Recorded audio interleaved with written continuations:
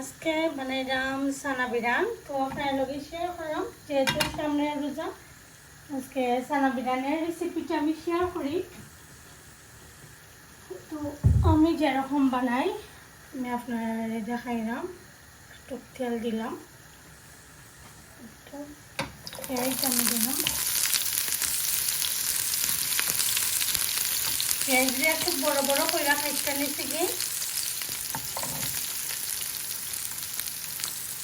আর পেঁয়াজ যত বেশি পেঁয়াজ দিব তত বেশি মজা লাগে। আর পেঁয়াজটারে একটু কিউব করে খাইতে নিচ্ছি দেখতে পারা।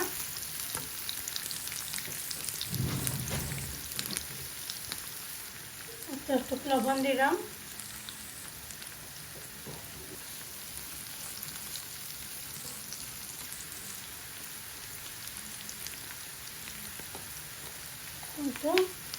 একটু হলুদের পাউডার দিব, একটু কারি পাউডার দিব। এটা অপশনাল, ইচ্ছে হইলে দিবা নাইলে নাই।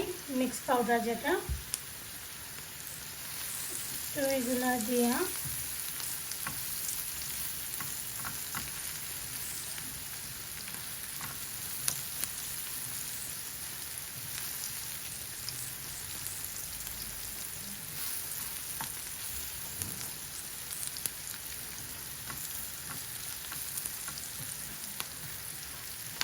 আগে থেকে সিদ্ধ করে রাখলেছিলাম। একটা বড় আলুরে সিদ্ধ করে রাখলেছি আগে থেকে।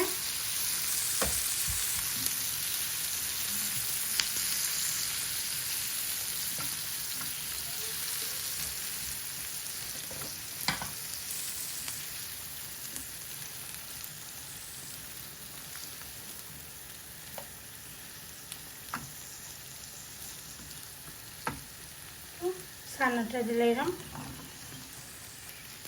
তো যে ফ্যানের মাঝে যে মিলে সানা ফটো, ও ফটোর সানা আমি ইউজ করলাম এখানে।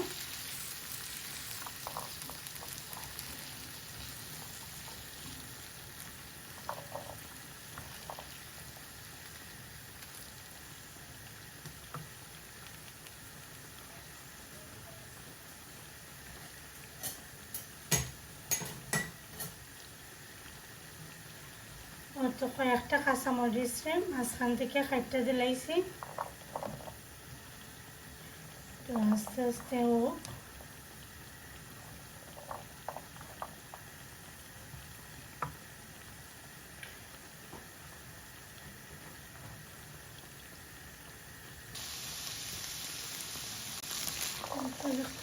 খুব সুন্দর করে চানাগুলা ভাজা হয়ে যায়।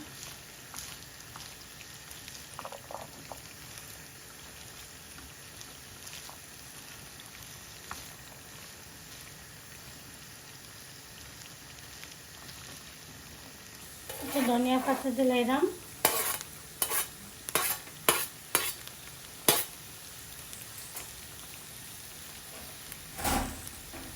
ছানা বিরান হয়ে গেছে। ছানা বিরান হইতে বেশি টাইমও লাগে না, অনলি 2-3 মিনিট, বেশি টাইম লাগে না।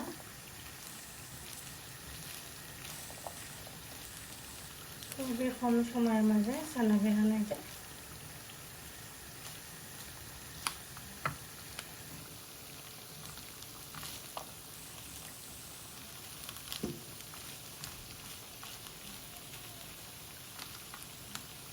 তো ছানা বিরান হয়ে গেছে।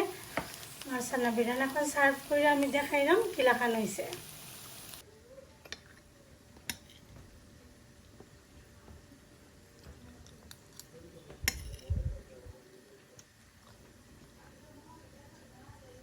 যে মজার ছানা বিরান হয়েছে, আপনারা ওরকম বানিয়ে খাইয়া দেখবা। আর রামাদান মাস তো আইরো, আপনারা ওরকম ট্রাই করে দেখুন, যেন খুব মজা হয়।